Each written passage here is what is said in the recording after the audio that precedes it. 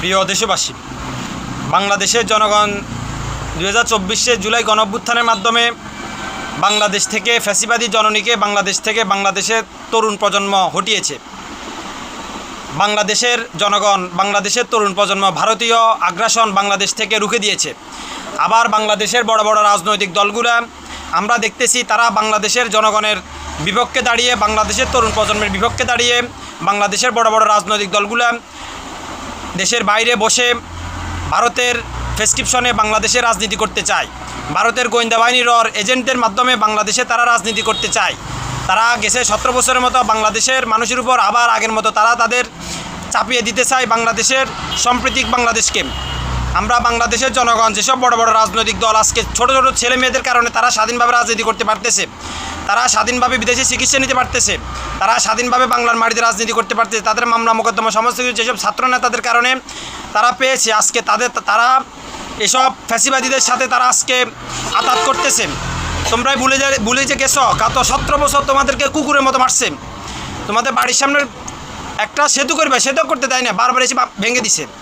তাই বাংলাদেশের তরুণ প্রজন্ম মনে করে যেসব বাংলাদেশের বড় বড় রাজনৈতিক দল ফ্যাসিবাদীদেরকে পুনর্বাসনের বাংলাদেশের চেষ্টা করবে, বাংলাদেশের তরুণ প্রজন্ম 5ই আগস্টের মতো তাদেরকে বাংলার মাটিতে জুতা মারি বাংলার মাটি থেকে তাদেরকে বাংলাদেশের জনগণ পার করবে।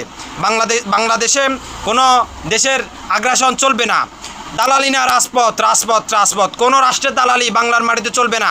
এই বাংলাদেশে আগামীতে যে এই দলই ক্ষমতায় আসুক, যে দল রাজনীতি করবে, বাংলাদেশের মানুষকে নিয়ে রাজনীতি করতে হবে, বাংলাদেশকে নিয়ে রাজনীতি করতে হবে। কোনো রাষ্ট্রের দালালি করে আমার সোনার বাংলায় আর কোনো দল রাজনীতি করতে পারবে না। কালকে ফ্যাসিবাদী দোসর আব্দুল হামিদ সে রাষ্ট্রপতি ছিল, সে রাষ্ট্রপতি থাকা সত্ত্বে বাংলাদেশে 2টা ইলেকশন, দোনোটা ইলেকশন একদলীয় রাতের নির্বাচন হয়েছে। তখন সে কলা চুষে বসে বাংলাদেশের অন্তর্বর্তীকালীন সরকারের ম্যান্ডেট হচ্ছে জুলাই অভ্যুত্থান। বাংলাদেশের অন্তর্বর্তীকালীন সরকার ডক্টর ইউনূসের ম্যান্ডেট জুলাই অভ্যুত্থান। সে যদি দেশ চালাতে চায়, সে জুলাই গণঅভ্যুত্থানের চেতনাকে ধারণ করে সে দেশ চালাতে হবে। তার কোনো উপদেষ্টা, তার ফ্যাসিবাদী দোসর চুপ্পু ফোন দিয়ে এয়ারপোর্টের পুলিশ, ইমিগ্রেশন পুলিশকে ফোন দিয়ে বলছে আব্দুল হামিদকে ছেড়ে দাও। চুপ্পুর বাফের দেওয়া পুলিশ, চুপ্পু ফ্যাসিবাদী দোসর, এই চুপ্পুর ফোনে কেন আব্দুল হামিদকে পুলিশ ছেড়ে দিল, তার কফিয়তে চুপ্পুকে দিতে হবে।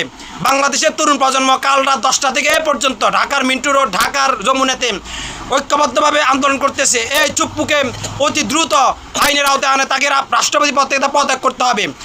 এই অন্তর্বর্তীকালীন সরকারের যত উপদেষ্টা আছে, উপদেষ্টার মধ্যে যেসব উপদেষ্টারা বাংলাদেশের জনগণের বিরুদ্ধে কাজ করতেছে, ফ্যাসিবাদী দোসরদেরকে পুনর্জীবিত করতে চাইতেছে, তাদেরকে বাংলার জনগণ তাদের নুনু কেটে দেবে ইনশাআল্লাহ। এটা বাংলাদেশের তরুণ প্রজন্মর